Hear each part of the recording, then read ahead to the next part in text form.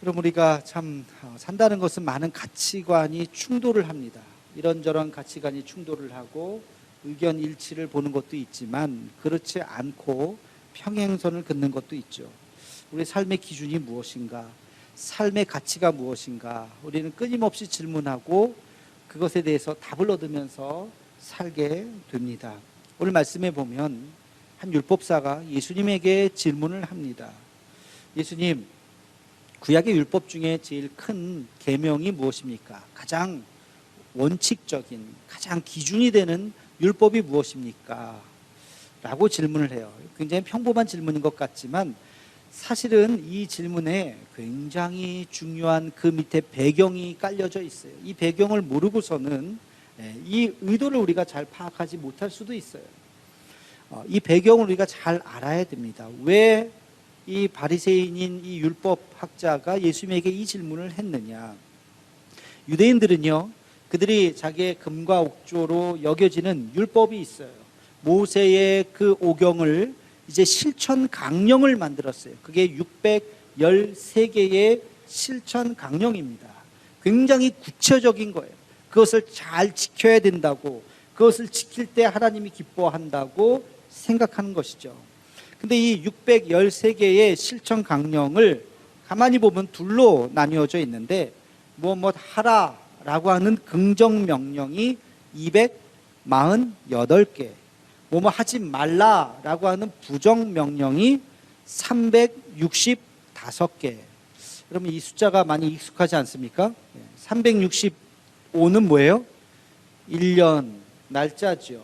그래서 유대인들은 이것을 어떻게 해석하냐면 1년 365일 그리고 248은 무슨 숫자냐면, 저도 이걸 세어보지는 않았지만 유대인들은 그렇게 생각해요. 머리부터 발끝까지 우리의 몸의 각 마디 그 마디의 숫자가 248개라는 거예요.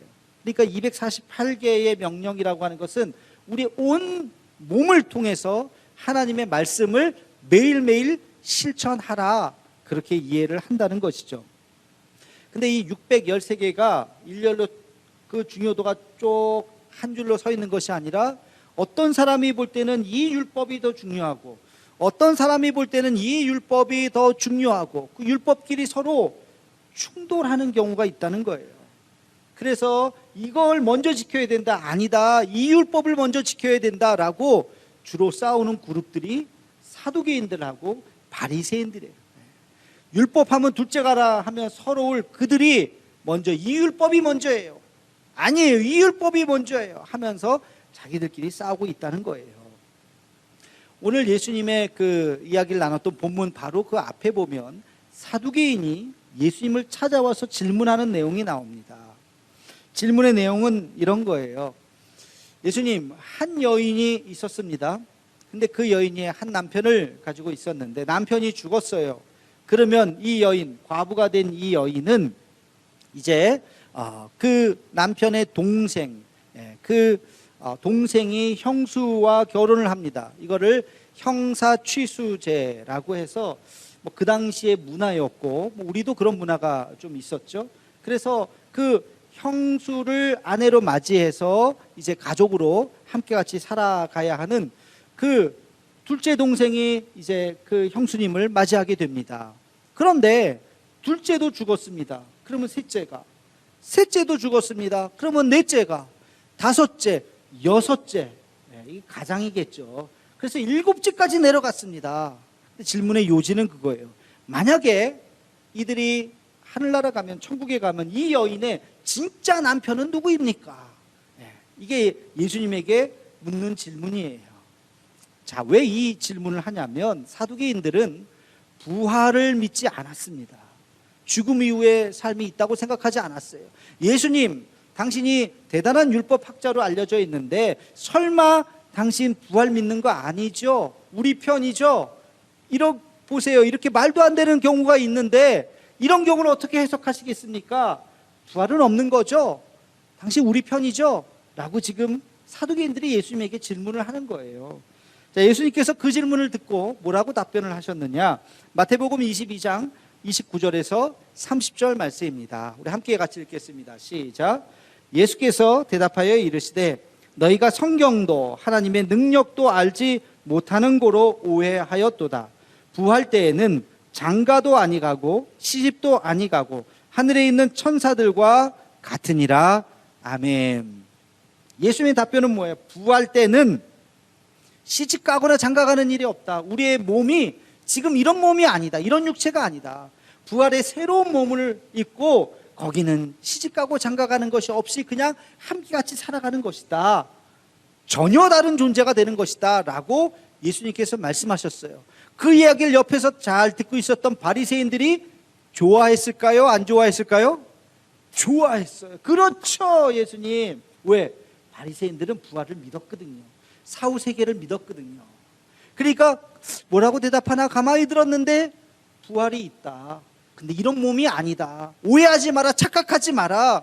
부활은 있다라고 하는 것을 예수님께서 말씀하셨더니 바리새인들이 그렇죠 하면서 너무너무 기뻐했어요. 그러면서 거봐 사두개인들 당신들이 틀렸어. 그러면서 바리새인이 이제는 예수님에게 이런 질문을 합니다. 예수님, 그러면 율법 중에서 제일 큰 계명이 뭡니까? 다시 말하면 사사건건 저 사두개인들이 우리한테 저 율법 때문에 태클 거는데 우리가 말하는 이 율법이 맞죠? 예수님 우리 편 맞죠?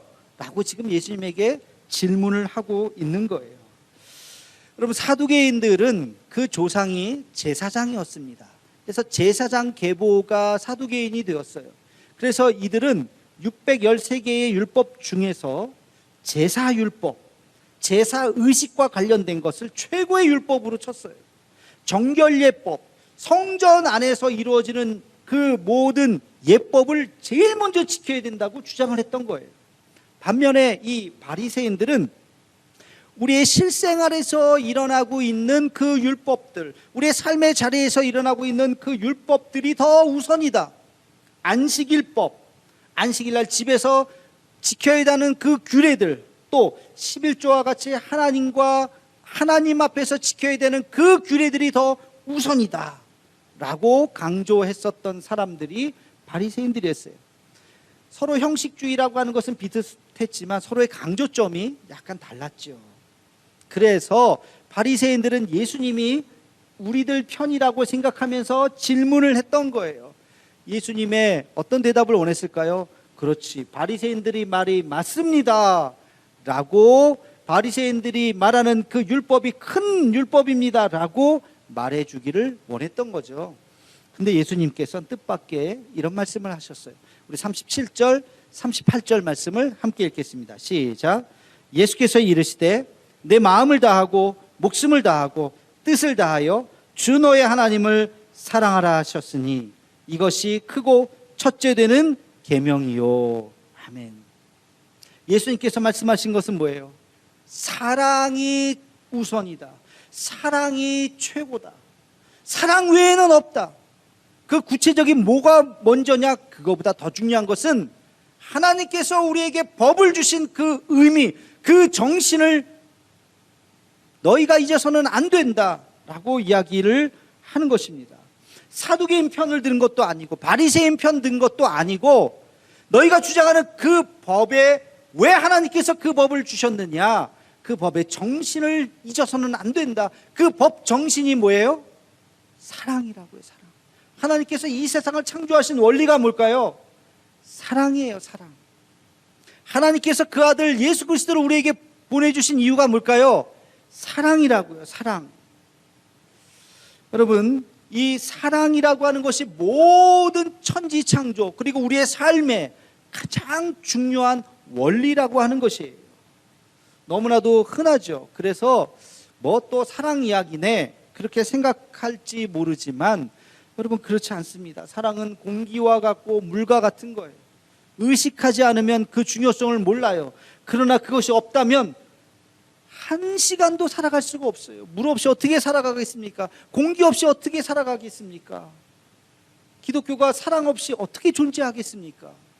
우리가 이 자리에 모인 것 사랑 없이 어떻게 설명할 수 있겠습니까? 여러분, 사랑이라고 하는 것입니다. 근데 이 말을 딱 들었을 때 이 바리새인들, 사두개인들도 마찬가지지만 별로 감동이 없었어요. 왜? 이들에게는 매우 구체적인 것이 필요했던 거예요. 이들이 얼마나 율법을 구체적으로 적용했는가 하면 바리새인들은 이렇게 생각을 해요. 출애굽기 35장 3절에 보면 이런 말씀이 있어요. 안식일에는 너희의 모든 처소에서 불도 피우지 말지니라. 이런 말씀이 있어요. 처소에서 불을 피우지 마라. 이걸 어떻게 이들이 적용을 할까 고민을 하다가 내린 결론이 안식일에는 요리를 하지 말아라. 왜 요리를 하지 마요? 불을 피워야 되니까. 안식일에는 음식을 해서 먹지 못합니다. 안식일에 먹을 음식은 그 전날 다 준비해야 돼요. 이만큼 구체적이에요. 그리고 안식일에는 천막을 치지 말라. 왜?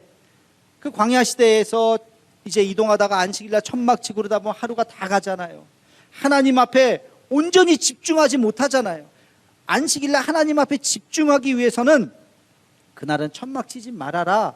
그 전날 미리 쳐야 된다라고 하는 이 율법을 이들이 어떻게 적용을 했느냐. 이제 광야 시절도 다 지나가고 이 말씀을 그러면 우리가 어떻게 적용을 해야 될까? 천막을 치지 않는 게 뭘까 생각하다가 내린 결론이 뭐냐면 안식일날 우산을 펴지 말아라 그랬어요.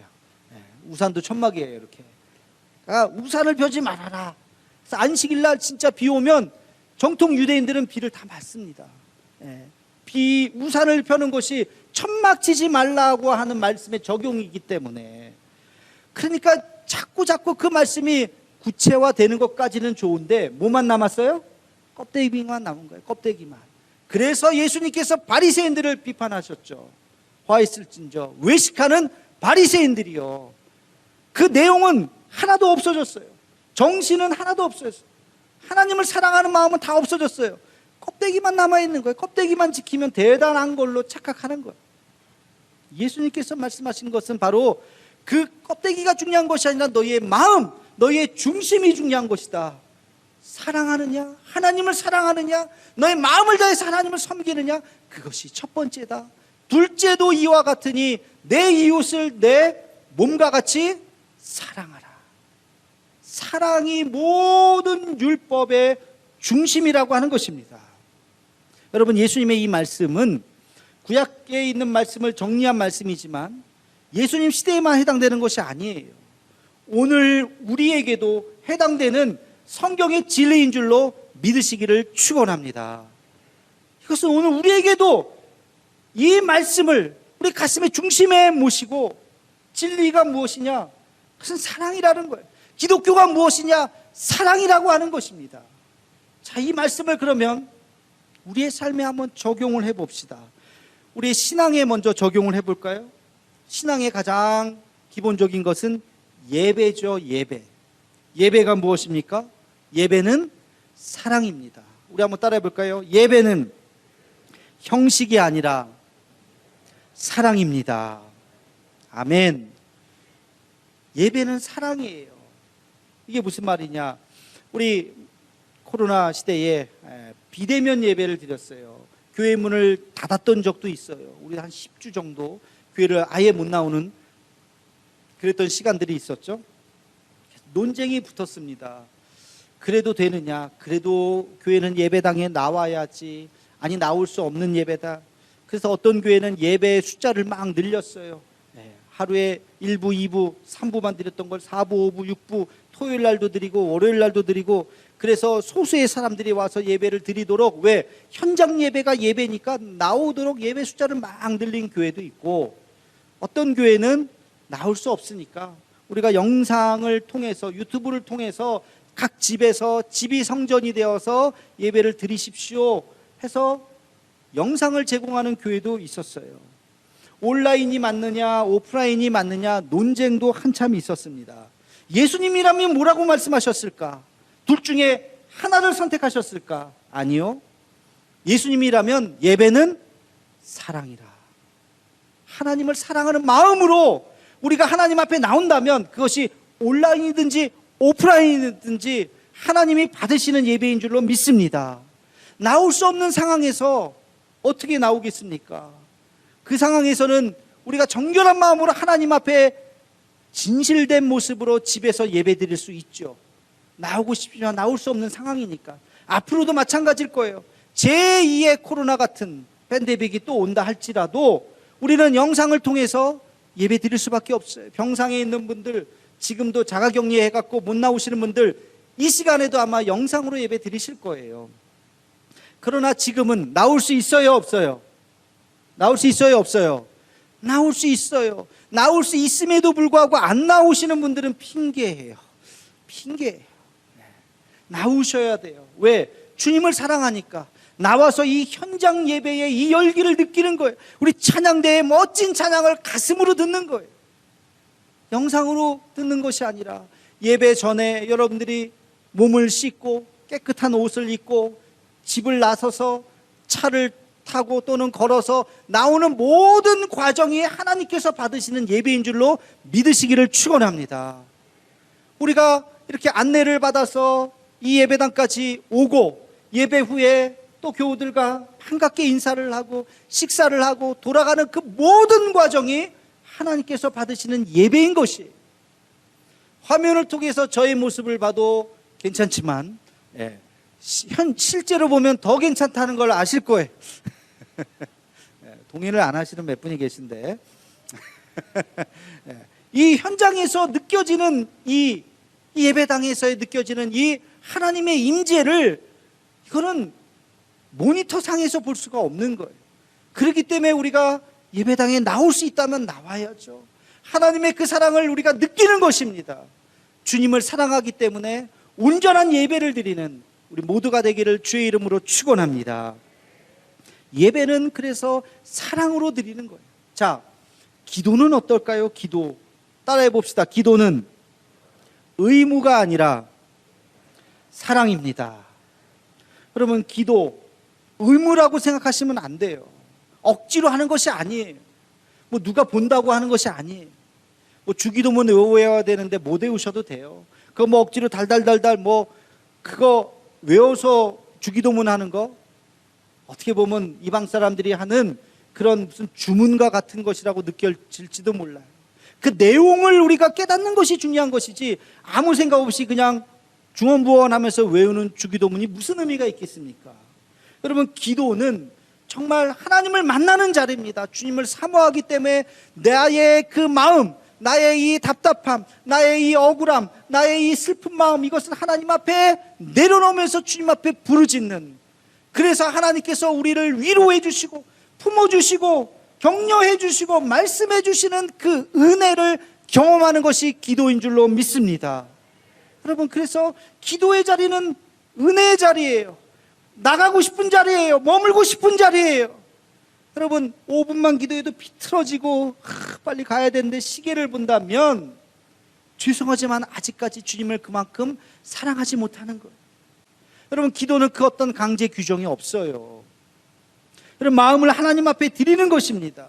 사랑하는 사람을 만나면 즐겁고 기쁘고 이 시간이 길었으면 좋겠다 하는 것처럼 우리가 예수님 앞에 나와서 주님 앞에 나와서 기도하는 그 시간이 우리에게 가장 행복한 시간이 되기를 주님의 이름으로 축원합니다. 그게 기도인 거예요. 기도도 사랑인 것입니다. 이 사랑을 이번에는 교회에 한번 적용을 해볼까요? 교회. 따라해 봅시다. 교회는 사랑입니다. 교회는 기업이 아니에요. 어떤 이득을 얻는 공동체가 아니에요. 여러분, 교회는 사랑의 공동체예요. 우리는 그저 모여서 서로 사랑하는 것입니다. 사랑하는 공동체가 교회인 것입니다. 어떤 성과를 내는 데가 아니에요. 우리가 잘못 생각하는 것 중에 하나가 교회는 성장해야 된다. 이거 잘못 착각하면 성장주의에 빠지게 됩니다.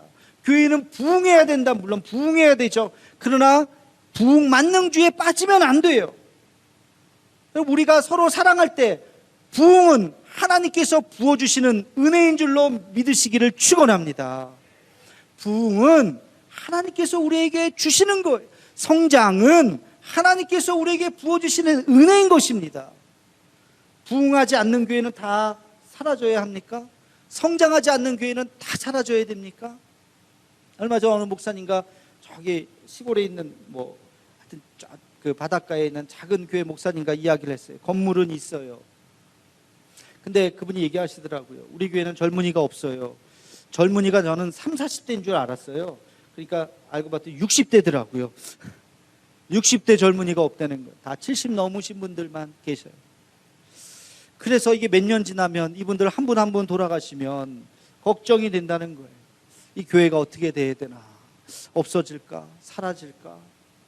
그런 마음에 어느 날 새벽에 다 기도를 하는데 어르신들 몇 분이 나와서 뜨겁게 눈물로 기도하신다는 거예요. 교회를 위해서, 나라를 위해서 한참을 그렇게 기도하다가 가신다는 거예요. 그 모습을 보면서 그래, 저분들을 위해서도 이 교회가 존재해야지. 교회는 여러분 성과주의에 빠져서는 안 돼요. 부흥하지 않아도, 성장하지 않아도 교회는 그 교회 자체로 존재하는 것이 의미가 있는 줄로 믿으시기를 축원합니다. 여러분, 우리가 전도합니다. 왜 전도를 해요? 우리 교회 1000명 되려고? 2000명 되려고? 아니요. 1000명, 2000명 안 돼도 돼요. 그래서 그 숫자 채우려고 전도하는 게 아니에요. 하나님께서 우리에게 부어주신 그 은혜가 너무 커서, 그 사랑이 우리의 가슴을 너무 차고 넘쳐서 그것을 전하고 싶어서 전도하는 줄로 믿습니다. 그 사랑을 전하고 싶어서 우리가 전도하는 거예요. 숫자 채우는 게 아니에요. 여러분, 지난 시간에 내주셨어요. 감사해요. 200여 명의 사람들을 써주셨어요. 73분께서 197명을 써주셔서 얼마나 감사한지 몰라요. 이분들이 다 올지 안 올지 몰라요. 안 와도 괜찮아요. 안 와도 괜찮아요. 그러나 여기에 있는 분들, 그 이름을 가슴에 품고 우리가 이분도 언젠가는 돌아가시기 전에 우리 교회가 아니어도 그 지역교회 가서, 다른 교회 가서라도 예수님 믿었으면 좋겠습니다 하는 마음으로 우리가 기도하는 것입니다. 그래서 우리가 복음 전하는 것이에요. 전도도 사랑입니다. 교회가 서로 사랑하지 않는다면 그게 교회일까요? 서로 반목하고 시기하고 질투하고 편가라서 싸우고, 그건 교회가 아니에요. 서로 용서하지 않는다면 그것은 교회가 아닙니다. 여러분, 교회는 사랑의 공동체, 서로 내 몸과 같이 사랑하라. 교회가 그래야 되는 것입니다. 서로 사랑하는 그런 놀라운 우리 대도의 가족들이 되기를 주님의 이름으로 축원합니다. 여러분, 결론은 사랑인 것입니다. 사랑은 모든 허물을 덮는 줄로 믿습니다. 사랑이라고 하는 것은 서로의 불편함, 서로의 부족함을 넘을 수 있는 하나님의 방법인 것입니다. 제가 말씀을 준비하다가 사랑에 대한 완벽한 구절을 찾았어요. 여러분들도 잘 아시는 말씀일 거예요. 하나님 사랑과 이웃 사랑에 대한, 이것만큼 완벽하게 정리해 놓은 말씀이 없어요. 함께 같이 읽기를 원합니다. 요한일서 4장 7절에서 12절 말씀입니다. 우리 함께 천천히 읽으면서 이 말씀이 무엇을 의미하는지 가슴에 새기는 시간이 되기를 바랍니다. 함께 같이 읽겠습니다. 사랑하는 자들아, 우리가 서로 사랑하자. 사랑은 하나님께 속한 것이니 사랑하는 자마다 하나님으로부터 나서 하나님을 알고, 사랑하지 아니하는 자는 하나님을 알지 못하나니 이는 하나님은 사랑이심이라. 하나님의 사랑이 우리에게 이렇게 나타난 바 되었으니 하나님이 자기의 독생자를 세상에 보내심은 그로 말미암아 우리를 살리려 하심이라. 사랑은 여기 있으니 우리가 하나님을 사랑한 것이 아니요 하나님이 우리를 사랑하사 우리 죄를 속하기 위하여 화목제물로 그 아들을 보내셨음이라. 사랑하는 자들아, 하나님이 이같이 우리를 사랑하셨은즉 우리도 서로 사랑하는 것이 마땅하도다. 어느 때나 하나님을 본 사람이 없으되 만일 우리가 서로 사랑하면 하나님이 우리 안에 거하시고 그의 사랑이 우리 안에 온전히 이루어지느니라. 아멘. 하나님은 사랑이시다. 사랑할 때 우리는 하나님의 자녀가 되는 것입니다.